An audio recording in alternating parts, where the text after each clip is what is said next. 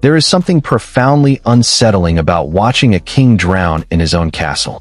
In July of 2024, the city of Toronto was hit by a record-breaking storm that dumped over 100 millimeters of rain onto the streets in a matter of hours. Basements flooded, power lines collapsed, and 167,000 residents were left in the dark. But it was one specific video that stopped the internet. The clip, uploaded to Instagram stories, showed ankle-deep, murky water rushing through a lavish dressing room.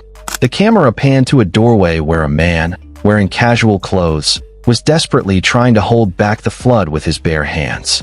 For a moment, he looked powerless, out of control, and then you realized the man fighting the rising tide was Drake, and the room being destroyed was inside a $100 million palace known as the Embassy. It was a metaphor that wrote itself. No matter how high you build the walls, you cannot keep the outside world from seeping in. But here is the question that nobody asked during that viral clip. How did a man fighting floodwater in his socks become worth more than some small countries? And more importantly, after losing $1 million on a single football game in 2026, after announcing he was off sports betting, after surviving a security guard being shot outside his gates, what does his life actually look like right now? Because the man we think we know from the headlines is not the man living behind those gates. Today, we are not just talking about numbers on a screen. We are walking through the rooms, counting the cars, and calculating the cost of being Drake in 2026. Let us start with the number that everyone searches for, but nobody truly understands. As of early 2026, Drake's net worth sits at a staggering $400 million. That places him as the fifth wealthiest hip-hop artist on the planet, tied in these rankings with Kanye West, though Kanye's financial situation is a topic for a whole other video. To put that $400 million into perspective, if you stack that many $100 bills on top of each other, the pile would reach 1,800 feet into the sky, almost twice the height of the Salesforce Tower in his hometown. If you spent $1 every single second, it would take you over 12 and a half years to run out of money. But here is what is interesting.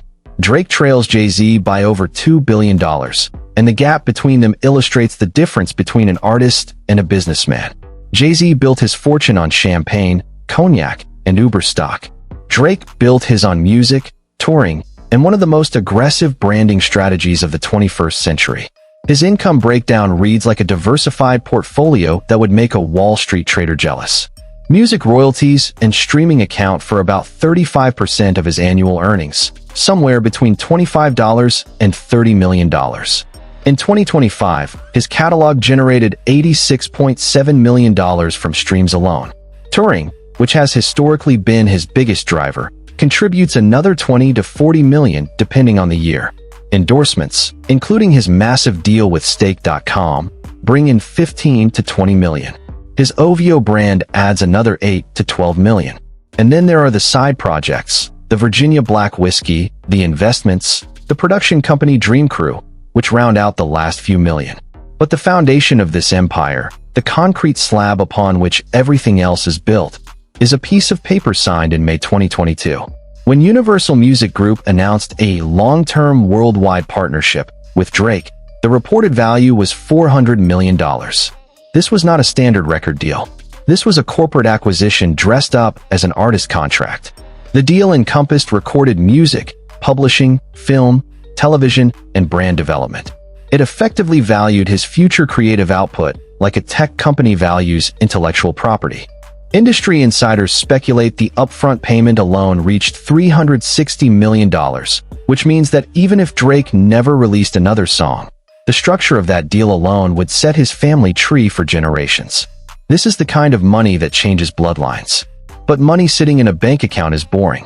What makes Drake fascinating is what he chooses to do with it. To understand Drake, you have to understand the house. Actually, you have to understand the houses, plural.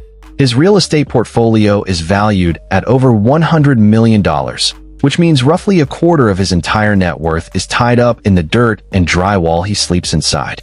There is the Beverly Hills mansion he purchased for $75 million in 2022, which has been listed for sale at $88 million since May 2023 and is also available to rent for $250,000 per month.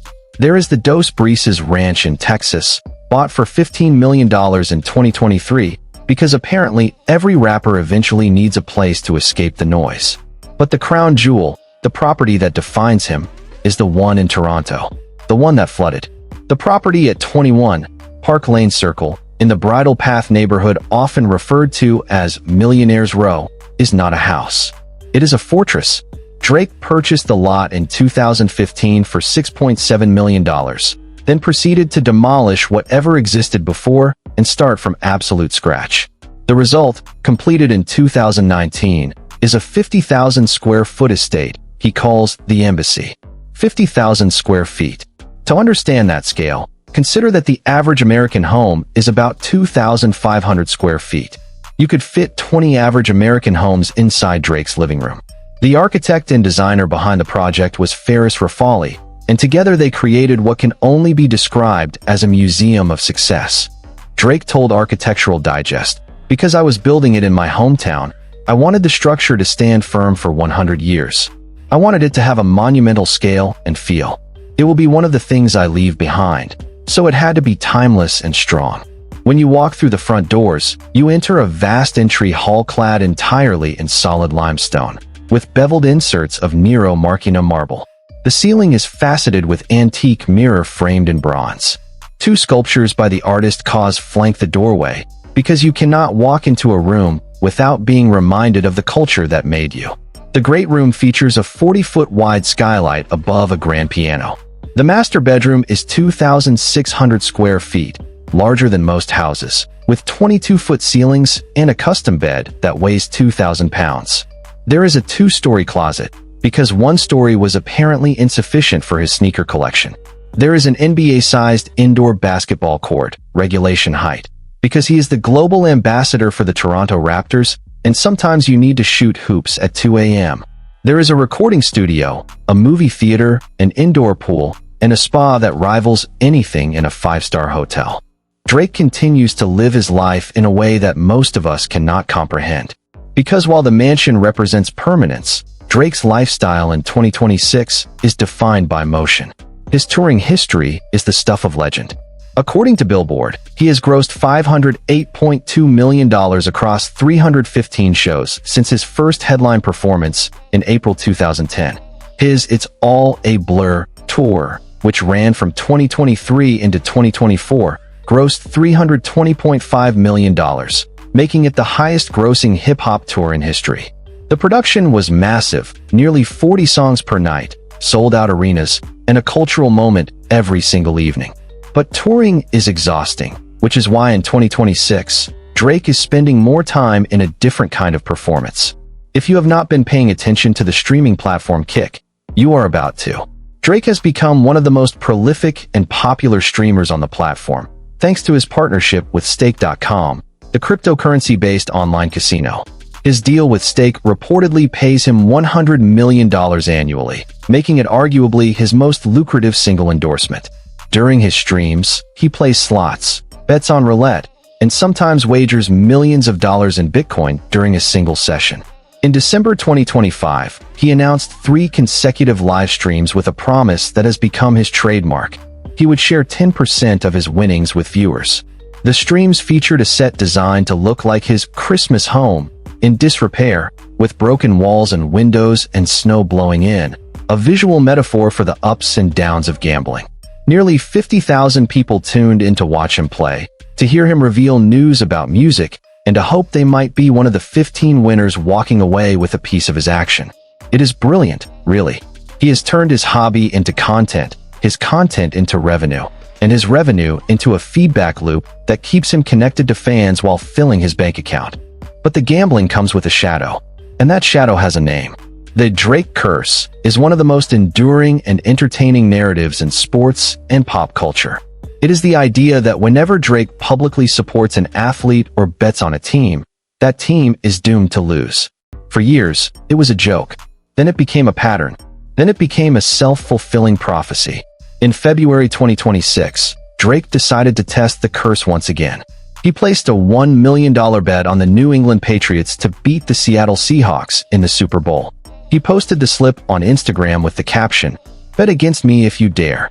The Patriots lost, 29-13. The $1 million vanished into the Vegas ether. A few days later, he posted again, this time a video of himself playing roulette with the text overlay, "I'm off sports betting, sticking to what I know." It was a huge life call, announced to his 142 million Instagram followers. But was it real? Or was it content? Because even as he announced his retirement from sports betting, he was still playing roulette, still streaming on Kick, still partnering with Stake. The line between performance and reality has always been blurry with Drake, but in 2026, it is almost invisible. The roulette clip he posted was itself a promotion for Stake, the same platform facing a class action lawsuit alleging its tipping feature helped artificially stream his music. Walking away entirely would be a harder sell than a single Instagram caption, and the internet knows it. This tension between the private man and the public persona defines Drake in 2026. He is a paradox wrapped in a platinum chain. He is the guy who started from the bottom. Now he's here. Except the bottom was a basement apartment in Forest Hill, and the here is a 50,000 square foot palace that flooded. He is the guy who got his start on Degrassi, earning what he once described as under a teacher's salary per season, and he is the guy who signed a $400 million deal. He is the guy who beefs with Kendrick Lamar in public and the guy who mourns the loss of friends in private. He is the guy who lost $1 million on a football game and the guy who can afford to lose $1 million on a football game. There is a story Drake tells about his early life that gets to the heart of who he is. After his parents divorced, he lived with his mother in Toronto. They were not wealthy. They lived in the basement of a house while renting out the top floor to make ends meet. He has said, "It was not big, it was not luxurious.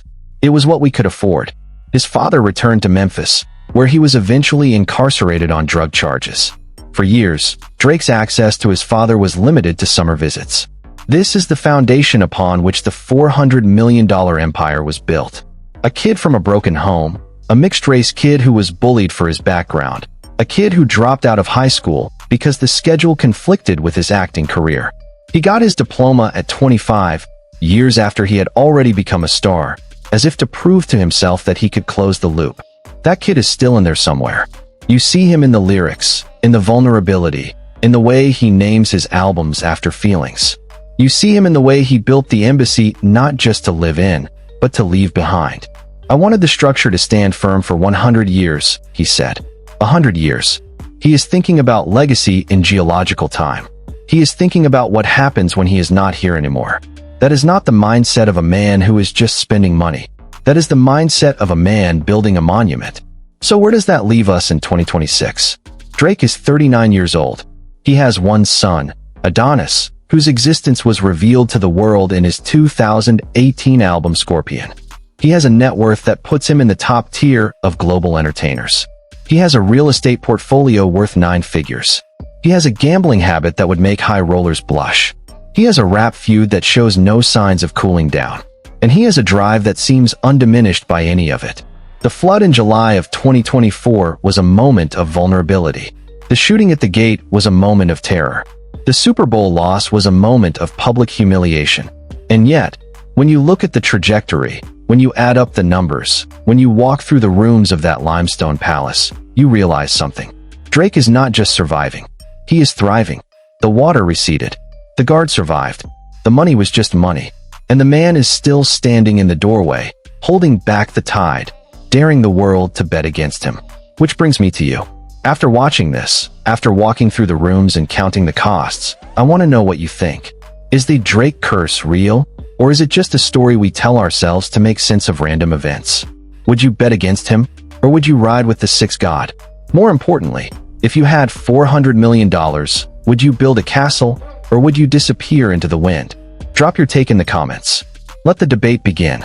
Because if there is one thing Drake has taught us, it is that the conversation is never really over. It just waits for the next beat to drop.